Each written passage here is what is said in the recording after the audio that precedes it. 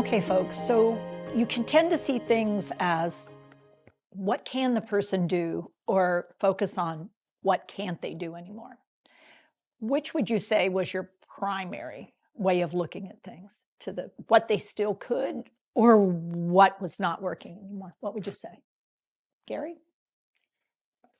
I'd say both, just because it was what was happening was in front of us, all the time, and so it was obviously obvious that that there were things she couldn't do anymore, but yet we would um, delight in that she still had a few words left, and and that maybe those would carry on. So it was both, I think. It was a lot of both. Yeah. Kathy, how about you? What did you notice about what he could, what he can, what he can't? I tried to encourage what he could still do, Okay. still engage him. Okay.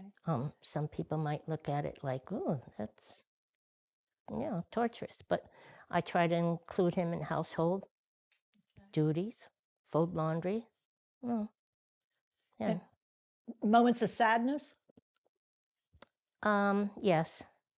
Yes, but they're less and less than from the beginning. Ah, And I think a lot of that has to do with the support I've received. okay. So getting support has changed the degree of sadness. Right, right. Yeah. There was a lot of tension, a lot of frustration at first. Okay. Yeah, feeling like you're being buried alive. Okay. So, but And that that's has not that's- anymore for you no, right now The where you're at. intensity has subsided a lot to help us support. Help us support. Mhm. Royden. For me, the first year, I agree with you, just feeling buried, overwhelmed. And at that point, our typical man reaction, we're going to fix this. It took me about a year to realize it's not going to happen. And so at that point, I felt like I was able to release more. And instead of focusing on what you couldn't do and how we were going to fix it, to realizing, let's just support and celebrate the things that she can do. And it made the relationship a lot better. Yeah.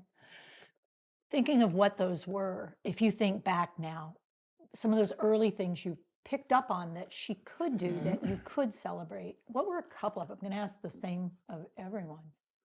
What were those things that you went, aha, still can do that? That's, yeah, I'm going to hold on to that for right now then.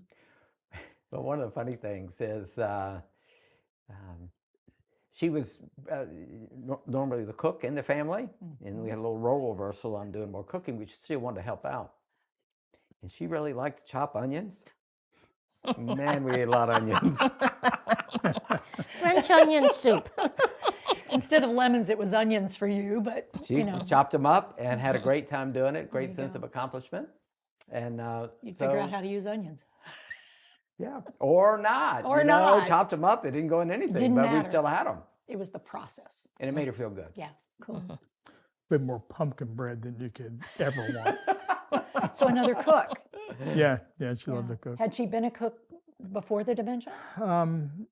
For the family mainly, but yeah. Yeah, felt good doing that. Yeah, it did. Yeah. Yeah. Cool. I give Tom jobs of chopping because I feel it's rhythmic movement. I hate to chop, so Oh, okay. he's the chopper. Win-win. He's the chopper. And there was one other thing. Martha loved to cut the grass. Huh. And you talk about a bad haircut. What'd she do? Use hand clippers? No, she's pushing the Oh. lawnmower. She's all over the place. And it's okay. All right, well, she put her boots on and she's out there. Yeah, it's okay. Yeah.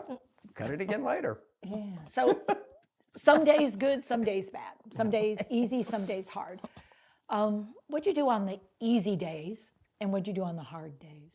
What was different about that? Because you got to have different strategies. What'd you notice?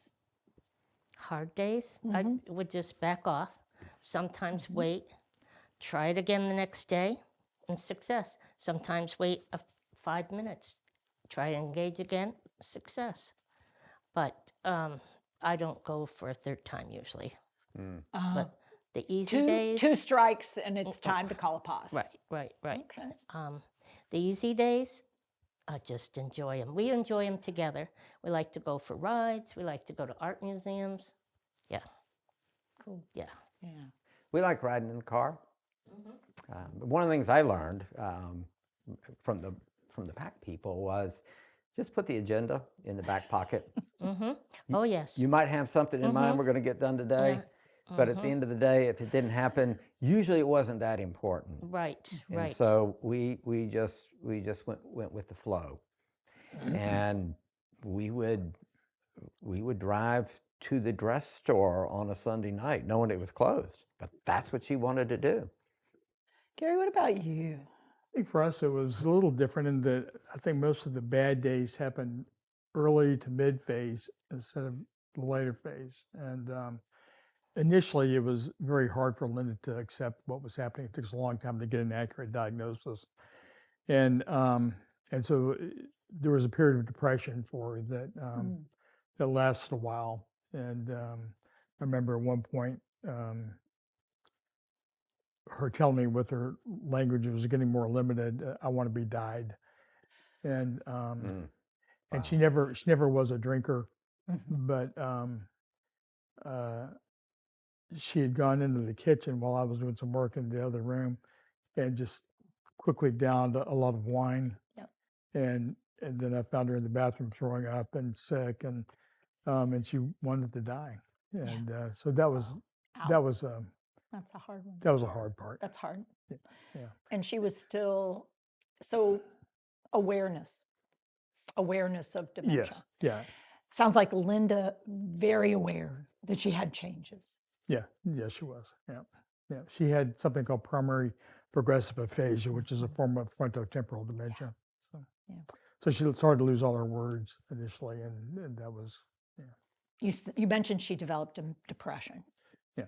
Anxiety, any other mental health that you noticed, or any other health conditions in general that she developed? no, she was always a pretty active person and loved to walk and run. And she kept doing that until almost the very late stages. And that was a nice thing that she did not lose her sense of direction. Initially, she could walk the neighborhood by herself, and then later, I would need to be with her, or a caregiver would need to be with her. But that was something she could do until very late into the disease, which was nice. That was the gift. Yeah. And then it got better as time went on. Where you mentioned something about an acceptance, and and I think that's what had happened with us. I had also been in the same frame of mind. We're going to beat this, and we went everywhere to try to do it. And then we found out it wasn't going to happen. She went into depression. I was kind of depressed too, I guess. And then she kind of snapped out of it. I think I don't know. A change. She was losing her ability to speak, so I couldn't understand a lot of it. But from what she was telling me and what I was observing, she was letting go. And she would, on her walks, she would focus on leaves, and she would collect berries off the trees and bring them home. And she was focused on the small things in life. And she started to change. She started, I would even say, joyful at times. Being more moments of joy, just seeing Yeah, the pleasure yeah. of the moment, Yeah. living in the moment. Yeah. Yeah. And that Yeah. I think she kind of led me to do the same thing. Ah, And cool. So she was your guide. yeah. Yeah. Yeah, that's great. Kathy, how about other health conditions for Tom? Well, he is a Vietnam War veteran, so he has a plethora of conditions. Yes. Diabetes, stage 2, 3, kidney disease, heart issues, Okay. And PTSD with PTSD. okay. He was given a depression med, Mhm. but when he read the flyer, Oh. said, "I don't think I want to take this," and I said, "I agree with you." Okay.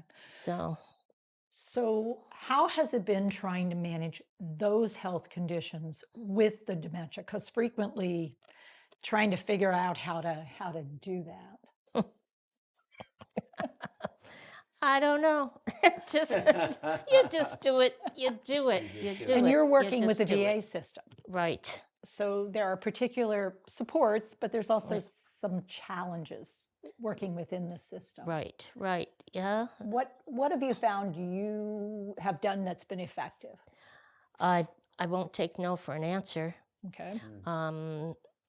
Lots of times they don't like to see me coming, but that's okay. Mhm. You do what you got to do. Yeah. So you're a strong advocate. Mm-hmm. Yeah. Yeah. And Tom's even been told that by several of his providers. She's a good advocate for you. Oh. All right. So And do you think, if you think about that, has that made a big difference in how this has progressed for both of you? I appreciate it. I don't think Tom comprehends it.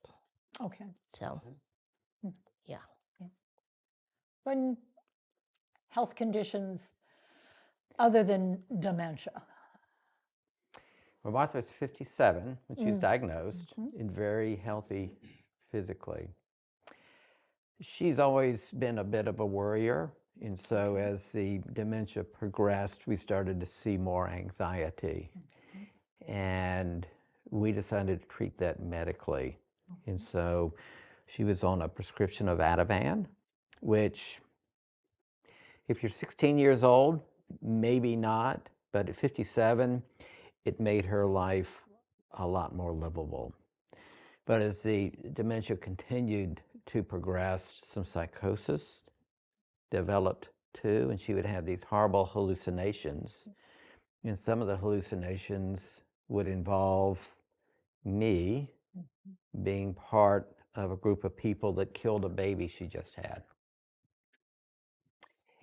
And at that point, if that took over and we were riding in the car, she's getting out of the You car. want to get out?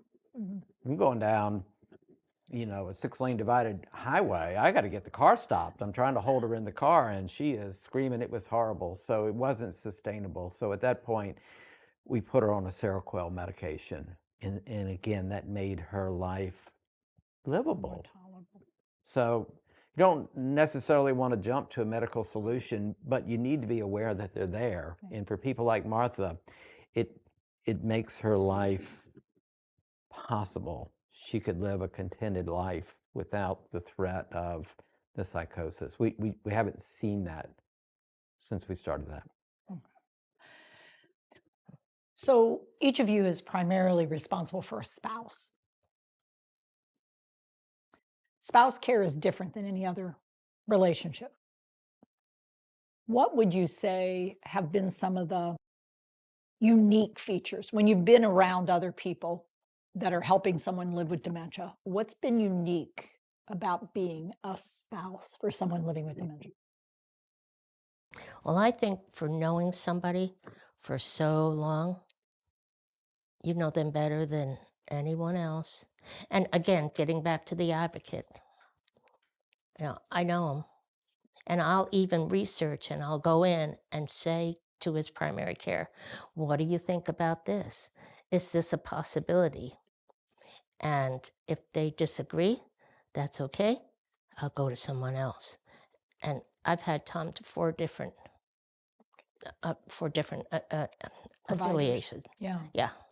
Yeah. So as a spouse, you have a particular responsibility to hold other people accountable for what happens because you guys are partners in that level of commitment. Good. Well, I cared for my parents, I cared for my spouse. It's a lot more intimate with your spouse. You choose your spouse. I didn't choose my parents.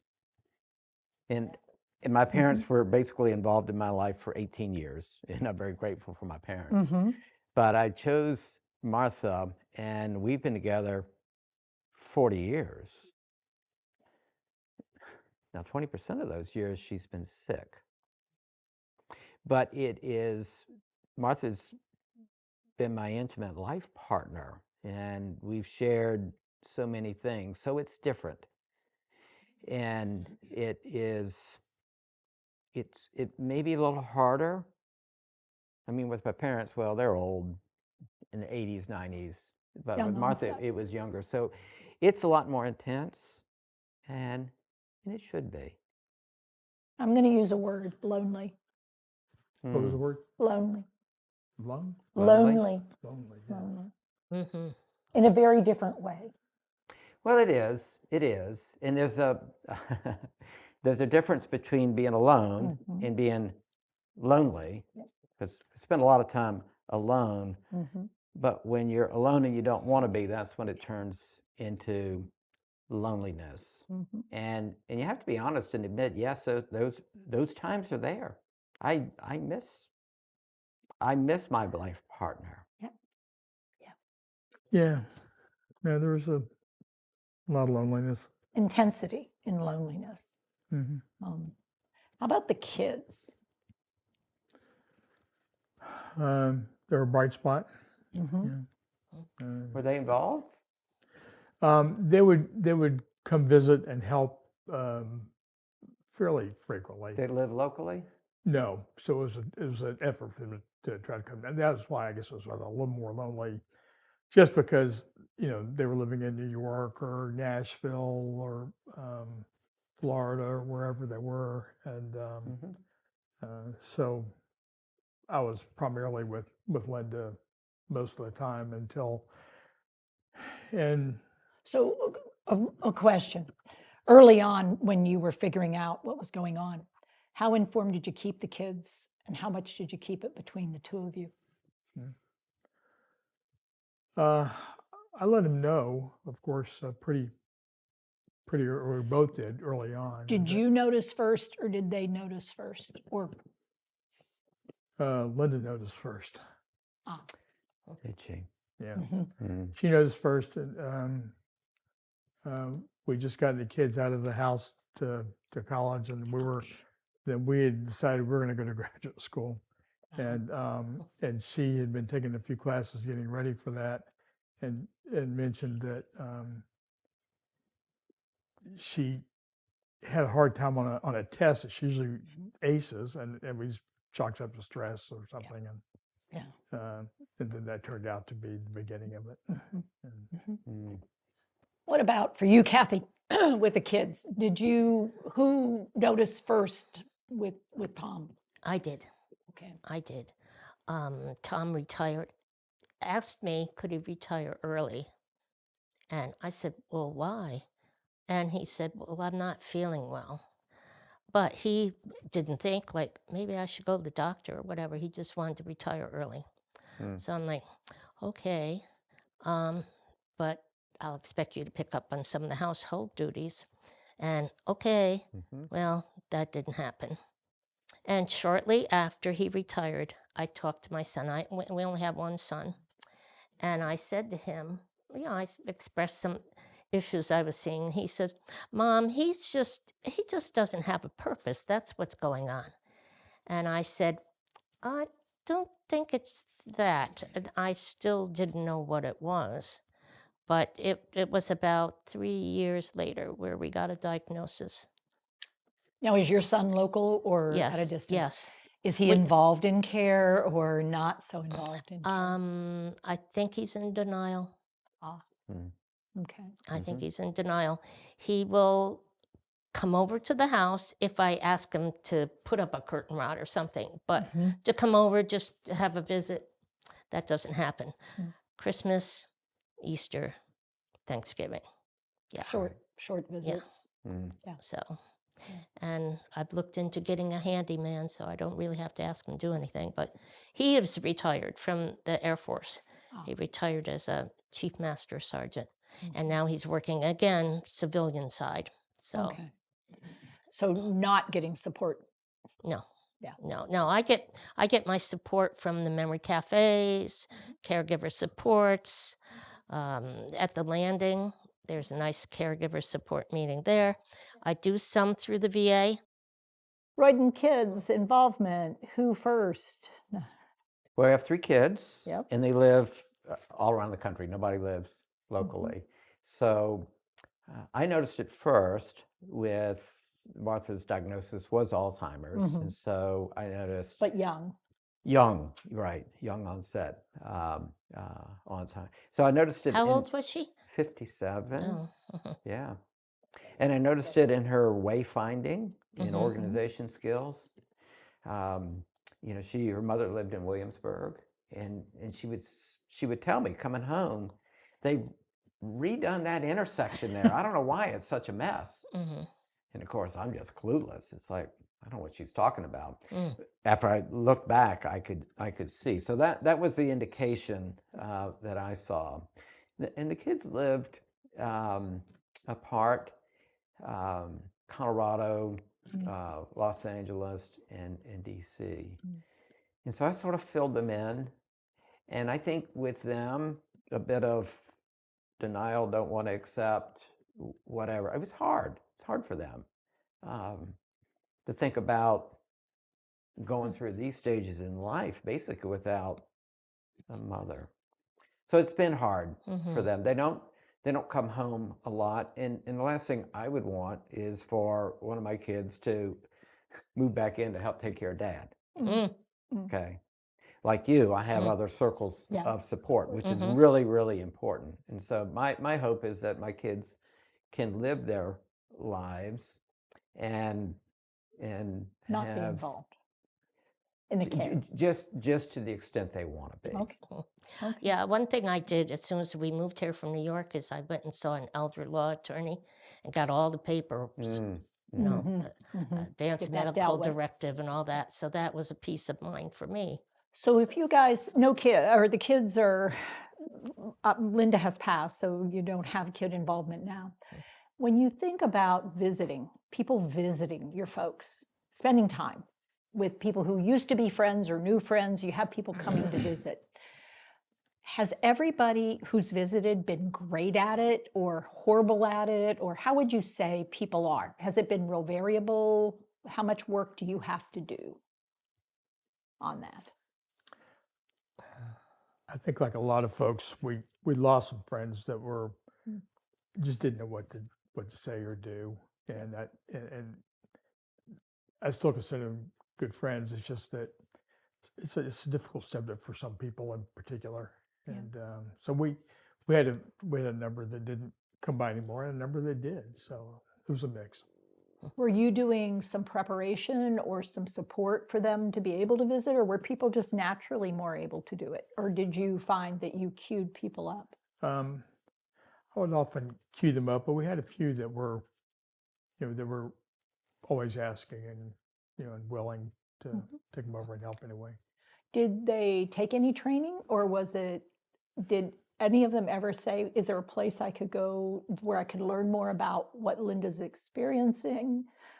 Because I know she has an unusual dementia. A primary progressive aphasia isn't something most people know much Right. about. That's very rare. A couple that I know did some reading, Mhm. but not too much inquiry Hmm. about how to. Do you how to think it help. would have helped? Yeah, I think so. Yeah. Yeah, yeah. How about for Tom and for you? Friends? Not so much? Well, one thing, Tom was a volunteer firefighter Uh-huh. when we were in New York, and he had 50 years in just before, well, shortly after we moved here, and he was very hurt. They never recognized him. Mm, Ow. And most of his friends were volunteer firefighters, and I think one or two times he's got a phone call. So yeah, Ow. it's kind of like a brand new life for all of us. We got all new friends and whatever. But I have to say, in our neighborhood, there's only 2 people that know his diagnosis. So you have no local friends other than the friends of the dementia family that you've Right, created. right. I still keep in touch with my friends from New Right. York. But So, do they keep in touch with you in the oh same yes, way? yes. How about as a couple? Any friends still couple friends? Um, yes, there's a few. In fact, Okay. New Year's Day, one called and we talked for like an hour. Okay. Yeah. All right. Back in New York, though. Okay. Not yeah. local. Yeah. Well, we have one couple that we used to go out and we used to go to Fort Monroe and walk the dogs, and but now her husband has progressed that he's unable to do that. But we used to like to walk in Fort Monroe with Anybody in your circle decide to become more skilled or trained or knowledgeable about dementia that you know about? Me. Yeah, Yeah. I'm always on the internet. yeah. Mhm. Okay, but no one else has stepped forward and said, yeah, I want to know more about this thing. No, no, no. Mhm. I want people to realize how lonely that makes Yeah, this yeah. and how unfair I don't that think is. anybody really understands. Mhm. You know, they'll say, "Oh, you know, I know this must be hard," but they don't understand. They don't go online and find understand when some things out and y- sort of you learn don't some you don't skills get or it strategy unless or you're get no, curious. you've Yeah. got to be involved in Yeah. it. Yeah, How many which people? makes it adds to the loneliness. Yeah. Hmm. Mhm. And the isolation. Right. Yeah. Yeah. How many folks would you say have you run across that have had someone in their life that's starting to develop dementia and they are clueless walking into it? And yet they knew that Tom, that Martha, that Linda had a dementia, but they hadn't really done anything about that other than tried to support you in some fashion.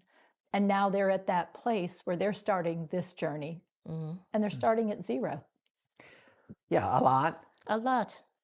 And looking at myself, Mhm. caring for my parents, when it was pretty much dad's Mm. the lead, I'm just sort of there, come visit on Sundays, that You would sort be of thing. supportive of your dad, but being super curious about the thing your mom was experiencing.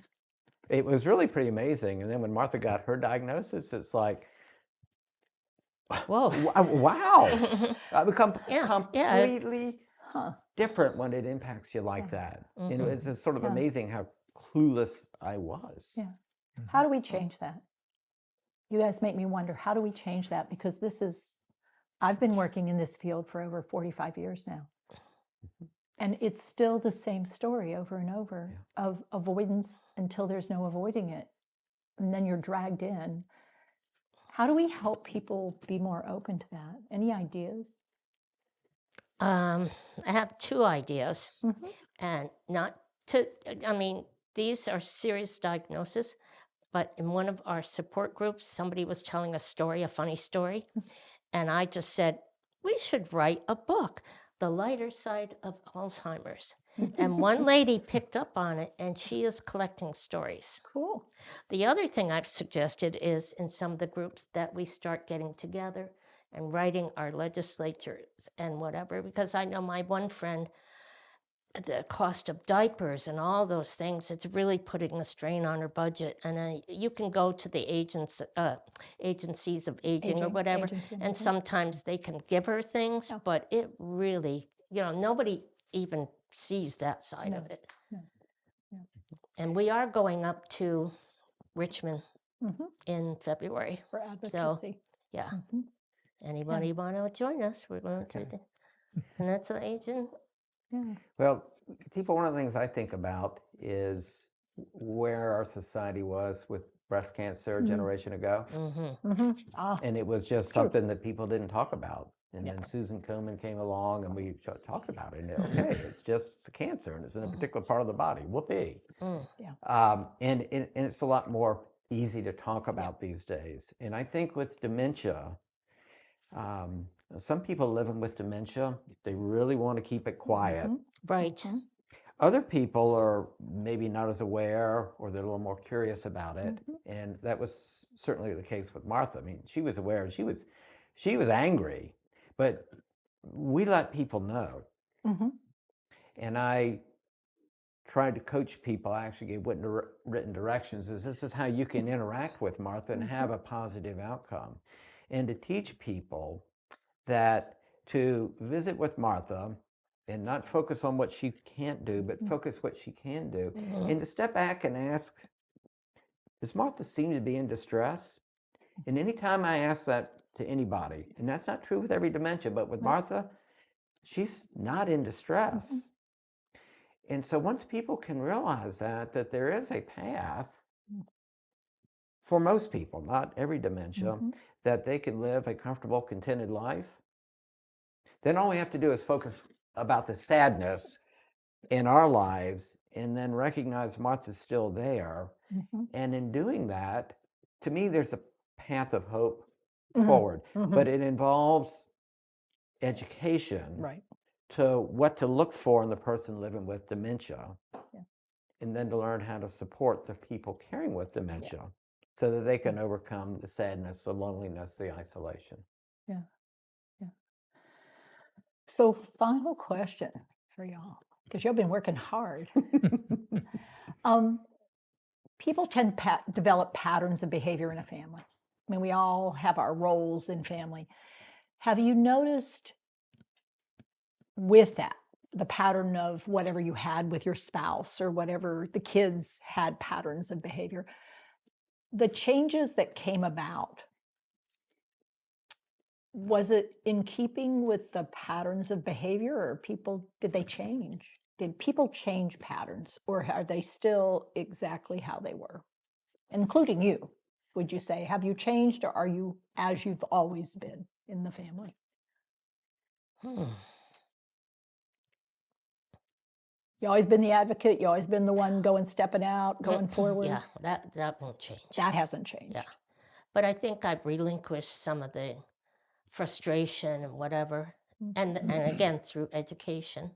But I have to say, I've been guilty in my neighborhood. I haven't shared this because it's my fear that they will treat Tom differently Right. and coddle him.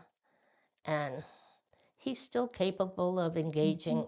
He's very social.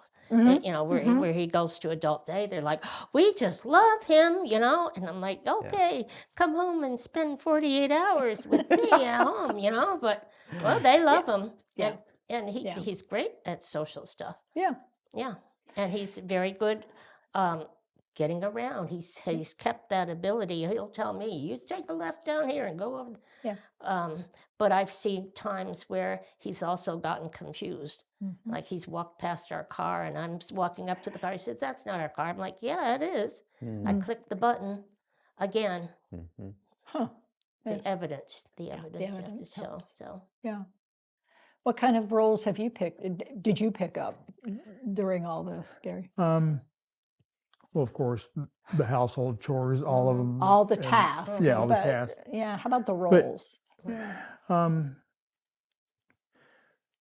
The rules were still, I guess, the same: husband and father, and that. But you had asked about what had changed, and I think for me, I would change things in a minute if Linda didn't have to go through all that. For me, I wouldn't change it. I think I grew more in my life through that period than I ever have. Wow. that's a good word. And I think it had to do, again, going back to that thing of letting go, and getting to a place of just kind of accepting it, and then trying to learn from it. That seemed to make a world of difference. Wow. Yeah. That's profound. That's that good. if That's it good. weren't for the struggle that she had to go through, you don't want anybody to go through that. But for yourself, what you were able to bring from this experience has changed you so profoundly that you wouldn't want to give that part up. Yeah. Right. Same for you, Roy? I would say so. Yeah. Yeah. And to me, that's a bit of a choice that we make as caregivers to decide, is there some purpose in this? It's a horrible disease and it's a terrible price that our loved ones paying. But is there some good that can come of it? And I know for you and me, for you to pour into my life at an early stage was really important. And it helped me understand the importance of relationships and to be more open, vulnerable in relationships, to share what's going on in our family. And so it's been good for me. But like you, I wish there had been a different way. Yeah. Are you to that place or not yet? I to that place? 90%. 90%. 90%. Because it changes our lives profoundly when this thing happens, for sure. Right. And Tom's still at home. Tom is still You're at in an home. earlier stage than I am, and obviously Gary. So Right. it does change. Yeah. But again, it helps. I mean, we have a caregiver that comes in one day a week, and that helps. And she's been fabulous. Yeah. You know, she initiates things. She brings games in to play with him, Yeah, but yeah. he will just sit there and read a book. Mhm. Yeah. So finding those new places and spaces. Yeah. Do you think he comprehends the book? That just went through my mind. I don't ask him questions. Martha used to have a Sudoku game she played on the iPad. So Yeah. did Linda. Yeah. Try every number till one of them stayed. I mean, she did, How is that how Hey, you that's play a that certain game? problem-solving skill. Not on a everybody computer, has that. you know, when you get the right number, it takes a changes while to- color. Oh, So, see, that's learning. but she, That's new learning right but there. she enjoyed She it. enjoyed being successful. She enjoyed it, Yeah. and I enjoyed watching her be successful.